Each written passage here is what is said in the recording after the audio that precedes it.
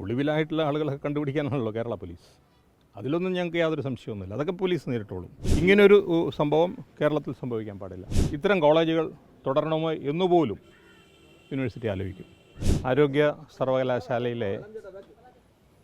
സർവകലാശാലയുടെ വിദ്യാർത്ഥിയാണ് നിതിൻ രാജ്. കണ്ണൂർ ഡെൻ്റൽ കോളേജിൽ പഠിക്കുന്ന നിതിൻ രാജ് നമ്മുടെ സ്വന്തം വിദ്യാർത്ഥിയാണ്. ആ കുട്ടിയുടെ മരണം യൂണിവേഴ്സിറ്റിയെ സംബന്ധിച്ചിടത്തോളം ഏറ്റവും ദുഃഖകരമാണ്. അങ്ങനൊരു കാര്യം നടക്കാൻ പാടില്ലാത്തതായിരുന്നു. അത് സംഭവിച്ചു.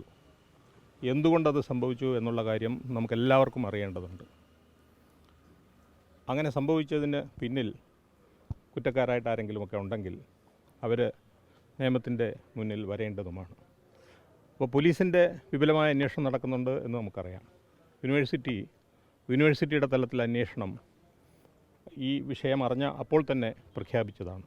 യൂണിവേഴ്സിറ്റിയുടെ governing council member lieutenant general Ajith Neelakandan, ഇന്ത്യയിലെ ഏറ്റവും സീനിയർ ആർമി ഓഫീസറായിരുന്ന ലഫ്റ്റനൻറ്റ് ജനറൽ അജിത് നീലകണ്ഠൻ യൂണിവേഴ്സിറ്റിയുടെ ഗവേണിംഗ് കൗൺസിൽ മെമ്പറാണ്.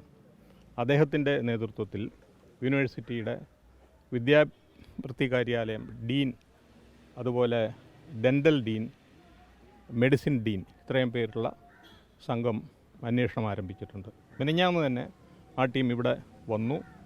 അമ്മയുമായും അച്ഛനുമായും എല്ലാവരുമായും സംസാരിച്ചിട്ടുണ്ട്. ആ ടീം ഇന്നും നാളെയും കോളേജ് അവിടെ വിദ്യാർത്ഥികളുണ്ടാവില്ല, അവധിയായതുകൊണ്ട് വെള്ളിയാഴ്ച അവർ കോളേജിലെത്തുന്നതാണ്. സമഗ്രമായി അന്വേഷിക്കും. ഈ കോളേജിൻ്റെ ബാക്ക്ഗ്രൗണ്ടിനെ കുറിച്ച് അന്വേഷിക്കും. എന്തുകൊണ്ടാണ് ഇങ്ങനെയൊക്കെ സംഭവിക്കുന്നതെന്ന് അന്വേഷിക്കും. കൃത്യമായ നടപടി, ശക്തമായ നടപടി ആരോഗ്യ സർവകലാശാല നടത്തുമെന്നാണ് എനിക്ക് പറയാനുള്ളത്. ഇവരുടെ ദുഃഖത്തിൽ ഞങ്ങൾ പങ്കുചേരുന്നു. ഇത് ഒരിക്കലും സംഭവിക്കാൻ പാടില്ലാത്തതാണ്. അല്ല, ഞാൻ പറയാം, ഇല്ല, യൂണിവേഴ്സിറ്റിക്ക് പരാതി ഇതുവരെ കിട്ടിയിട്ടില്ല. പക്ഷേ ഇപ്പോൾ വന്നല്ലോ, തീർച്ചയായിട്ടും നടപടി ഉണ്ടാവും. ഇങ്ങനൊരു സംഭവം കേരളത്തിൽ സംഭവിക്കാൻ പാടില്ല. അതെ, അത് ഞാൻ അറിഞ്ഞു. അല്ല, പറഞ്ഞു ഇല്ല, സർവകലാശാല നടപടി എടുത്തിട്ടില്ല. ഇനി കോളേജിൽ നടപടി എടുക്കുകയും അവർ സർവകലാശാലയെ അറിയിക്കാതിരിക്കുകയും ചെയ്താണോ എന്ന് എനിക്ക് അറിഞ്ഞൂടെ. ഇപ്പോൾ എൻ്റെ അറിവിലില്ല. ഇനിയിപ്പോൾ പഴയ റെക്കോർഡുകൾ വല്ലതും ഉണ്ടോ എന്ന് അറിയണം. എൻ്റെ അറിവിലില്ല. പക്ഷേ ഞാൻ പറഞ്ഞല്ലോ, എന്തെങ്കിലും പ്രശ്നമുണ്ടെങ്കിൽ, മുമ്പിലോ പിന്നീടോ ഉണ്ടായിട്ടുണ്ടെങ്കിൽ അതികർശനമായ നടപടി ഉണ്ടാകും. ഇത്തരം കോളേജുകൾ തുടരണമോ എന്നുപോലും യൂണിവേഴ്സിറ്റി ആലോചിക്കും. ഇല്ല, അന്വേഷണം ആദ്യം ആരംഭിക്കട്ടെ. അന്വേഷണത്തിന് ശേഷം നടപടികൾ ഉണ്ടാകും. ഏത് തരത്തിലുള്ള നടപടികളുണ്ടാകും. മാത്രവുമല്ല, ഈ വിഷയം ഇന്നലെ തന്നെ ബഹുമാനപ്പെട്ട കേരള ഗവർണർ ആർലേക്കർ സാർ അന്വേഷിച്ചിരുന്നു. ഇപ്പോൾ ഇന്ന് ഉച്ച കഴിഞ്ഞ് സാറിപ്പം പുറത്താണ്, എന്നാൽ ഞാൻ കാണും. ഈ വിവരം, ഞാൻ കണ്ട കാര്യങ്ങൾ, ഞാൻ ചെയ്യാൻ പോകുന്ന കാര്യങ്ങൾ ഗവർണറെയും അറിയിക്കുന്നതാണ്. ചാൻസലറാണല്ലോ നമ്മുടെ യൂണിവേഴ്സിറ്റിയുടെ ഏറ്റവും വലിയ അധികാരി. അപ്പോൾ ചാൻസലർ ഇന്നലെ തന്നെ സംസാരിച്ചിരുന്നു. ഞാൻ ഇതുവരെ ചെയ്ത കാര്യങ്ങളുടെ റിപ്പോർട്ട് ചാൻസലർക്ക് കൊടുത്തിട്ടുണ്ട്. ഇന്നലെ തന്നെ ഇമെയിലായിട്ട് ചാൻസലർക്ക് കൊടുത്തിട്ടുണ്ട്. അപ്പോൾ ഇന്ന് കണ്ടതിന് ശേഷം വീണ്ടും ചാൻസലറെ ഈ കാര്യങ്ങൾ അറിയിക്കുന്നതാണ്. സർവകലാശാല അന്വേഷണ സമിതിക്ക് എന്തെങ്കിലും ഒരു കാലപരിധി, ഈ റിപ്പോർട്ട് നൽകാനുള്ള സമയപരിധി വെച്ചിട്ടുണ്ടോ? ഇല്ല, ആസ് സൂൺ ആസ് പോസിബിൾ എന്നുള്ള നിലയിൽ നമുക്കങ്ങനെ ആസ് സൂൺ ആസ് പോസിബിൾ. കാരണം ഇതിനിടയിൽ ഈ അവധികൾ വന്നതുകൊണ്ടാണ് പ്രശ്നം. പ്രത്യേകിച്ച് ഈ അവധി ദിവസങ്ങളിൽ കുട്ടികളുണ്ടാവില്ല. വിഷുവാണ്, കണ്ണൂർ ഭാഗത്തൊക്കെ വലിയൊരു സെലിബ്രേഷനാണ്. അപ്പം അങ്ങനെ ഒരു പ്രശ്നമുണ്ട്. അല്ല, അതൊക്കെ ഞാൻ മീഡിയയിൽ കണ്ടു. അല്ലല്ല, ഒളിവിലായിട്ടുള്ള ആളുകളെ കണ്ടുപിടിക്കാനാണല്ലോ കേരള പോലീസ്. അതിലൊന്നും ഞങ്ങൾക്ക് യാതൊരു സംശയമൊന്നുമില്ല. അതൊക്കെ പോലീസ് നേരിട്ടോളും.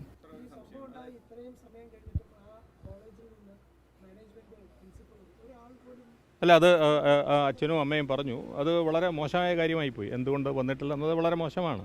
എന്തായാലും അതെല്ലാം നമ്മൾ അന്വേഷിക്കും. നമ്മുടെ ടീം അവിടെ പോവുക. അത് ഞാൻ പറഞ്ഞില്ലേ, വളരെ സീനിയറായിട്ടുള്ള ലഫ്റ്റനൻറ്റ് ജനറൽ അജിത് നീലകണ്ഠൻ്റെ നേതൃത്വത്തിലുള്ള ടീമാണ് അവിടെ പോകുന്നത്. കൃത്യമായ അന്വേഷണം നടന്നിരിക്കും. 4 പേരടങ്ങുന്ന സമിതി പോകും.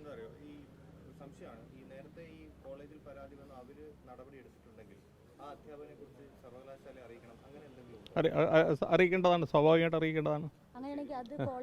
അല്ല, നോക്കട്ടെ. ഇപ്പോൾ ഒന്നാമത് നടപടി എടുത്തിട്ടുണ്ടെങ്കിൽ എന്തുകൊണ്ട് അറിയിച്ചിട്ടില്ല, ആ കാര്യങ്ങളെല്ലാം കാരണം നമ്മൾ ഒരു കൺക്ലൂഷനിലെത്തുന്നില്ല, മനസ്സിലായില്ലേ? അമ്മയുടെ ദുഃഖം തീർച്ചയായിട്ടും നമുക്കറിയാം.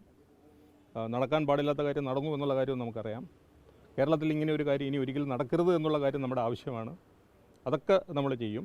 ഇതിന് കുറ്റക്കാരാരെങ്കിലും ഉണ്ടെങ്കിൽ നമ്മൾ കൃത്യമായ ശിക്ഷ, അത് അധ്യാപകനാകാം, കോളേജാകാം, മാനേജ്മെൻ്റ് ആകാം, ആരായാലും യൂണിവേഴ്സിറ്റി നടപടിയെടുക്കും. സാർ, നമ്മുടെ ക്യാമ്പസുകളിൽ ഇക്കാലത്തും ഇത്തരത്തിൽ ജാതീയ പീഡനം നടക്കുന്നു എന്ന് വരുന്നത് എത്ര മോശമാണ്? അതൊരു എന്താണ് സാർ അതിനെപ്പറ്റി? അങ്ങനെയൊന്നും സംഭവിക്കാൻ പാടില്ല. അപ്പോൾ അത്രയിലേക്ക് പറയാൻ പറ്റില്ല. അങ്ങനെയൊന്നും ഒരിക്കലും സംഭവിക്കാൻ പാടില്ല. ഒരു പരാതി പറയാൻ പോലും കുട്ടികളുടെ പേടിയാണെന്ന് പറയും, ഇന്റർണൽ മാർക്ക് കുറയ്ക്കുന്നു. അല്ല, ആരോഗ്യ സർവകലാശാലയിൽ അതിനുള്ള സംവിധാനങ്ങൾ നമ്മൾ ഏർപ്പെടുത്തിയിട്ടുണ്ട്. എല്ലാ കോളേജുകളിലും ഗ്രീവൻസ് കമ്മിറ്റി ഉണ്ട്. എല്ലാ കോളേജുകളിലും നിയമപരമായിട്ടുണ്ട്. അത് നടക്കുന്നുണ്ടോ എന്നുള്ള കാര്യം 100% എനിക്ക് പറയാൻ പറ്റില്ല. ഒരുപാട് കോളേജുകൾ നടക്കുന്നുണ്ട് ഗ്രീവൻസ് കമ്മിറ്റി. ഈ ഗ്രീവൻസ് കമ്മിറ്റിയിൽ പരാതി കൊടുത്തു കഴിഞ്ഞിട്ട് ആ പരാതിയിൽ പരിഹാരം കാണുന്നില്ലെങ്കിൽ യൂണിവേഴ്സിറ്റിയുടെ ഗ്രീവൻസ് കമ്മിറ്റിയുണ്ട്. ആ ഗ്രീവൻസ് കമ്മിറ്റിയിൽ വിദ്യാർത്ഥി പ്രതിനിധിയുണ്ട്. വിദ്യാർത്ഥി പ്രതിനിധി അടക്കമുള്ള ഗ്രീവൻസ് കമ്മിറ്റി യൂണിവേഴ്സിറ്റിയിലുണ്ട്. സംവിധാനങ്ങളുണ്ട്. പക്ഷേ നമ്മുടെ നാട്ടിൽ പലപ്പോഴും സംവിധാനങ്ങൾ കൃത്യമായി പ്രവർത്തിക്കുന്നുണ്ടോ എന്നുള്ള സംശയമുണ്ട്. അപ്പോൾ ഇത് ഈ സംവിധാനങ്ങൾ, അതുപോലെ തന്നെ ഈ സ്റ്റുഡൻസ് ഗ്രീവൻസ് കമ്മിറ്റി കൂടാതെ സ്റ്റുഡൻറ്റ് സപ്പോർട്ട് സിസ്റ്റമുണ്ട്. അവിടെ എല്ലാ കോളേജുകളിലും ഒരു സപ്പോർട്ടിംഗ് സിസ്റ്റമുണ്ട്. അപ്പോൾ ആ സപ്പോർട്ടിംഗ് സിസ്റ്റത്തിൽ ഒരു ലേഡി ടീച്ചറും ഒരു മെയിൽ ടീച്ചറും നോഡൽ ഓഫീസറായിട്ട് വെച്ചിട്ടുണ്ട്. കുട്ടികൾക്ക് അവരുടെ പരാതികൾ രഹസ്യമായിട്ട് ഇവരോട് പറയുകയും അതനുസരിച്ച് നടപടിയെടുക്കാനുള്ള, അപ്പോൾ ഒരുപാട് കോളേജുകളിൽ നടക്കുന്നുണ്ട്. പക്ഷേ നമുക്ക് ഏകദേശം 300ഓളം കോളേജുകളുണ്ട്. എല്ലാ കോളേജുകളിലും നടക്കുന്നുണ്ടോ എന്ന് ചോദിച്ചു കഴിഞ്ഞാൽ നമുക്ക് കൃത്യം പറയാനല്ല. ഇപ്പോൾ ഈ കോളേജിൽ അത് നടന്നിരുന്നില്ല എന്നാണ് ഇപ്പം മനസ്സിലാക്കുന്നത്. അപ്പോൾ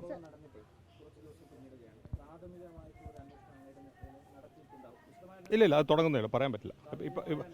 ഇപ്പോൾ ഒരു കൺക്ലൂസീവ് സ്റ്റേറ്റ്മെൻറ്റും ഒന്നും പറയാൻ പോകുന്നില്ല, ഒന്നും പറയാൻ പാടില്ല. ഗവർണർ കൊടുത്തിരിക്കുന്ന ഒരു സ്റ്റാറ്റസ് റിപ്പോർട്ടാണ്. എന്താണ്? അതായത് ഇങ്ങനെ അറിഞ്ഞു, ഇപ്പോൾ ഞാനൊരു കമ്മിറ്റി രൂപീകരിച്ചു, കമ്മിറ്റി അച്ഛനെയും അമ്മയും കണ്ടു, അത് കഴിഞ്ഞതിന് ശേഷം കമ്മിറ്റി കോളേജിൽ പോകുന്നു. ഇതാണ് സ്റ്റാറ്റസ് റിപ്പോർട്ടാണ്, ഇത്രേ ഉള്ളൂ. അതായത് അദ്ദേഹം മിനിറ്റ് ടു മിനിറ്റ് അദ്ദേഹത്തിന് വിവരം കൊടുക്കുന്നുണ്ട്. ഇപ്പോൾ ഇന്നിപ്പം അമ്മ ഞാനുമായിട്ട് സംസാരിച്ച പല കാര്യങ്ങളും അദ്ദേഹമായിട്ട് കമ്മ്യൂണിക്കേറ്റ് ചെയ്യും. Thank you.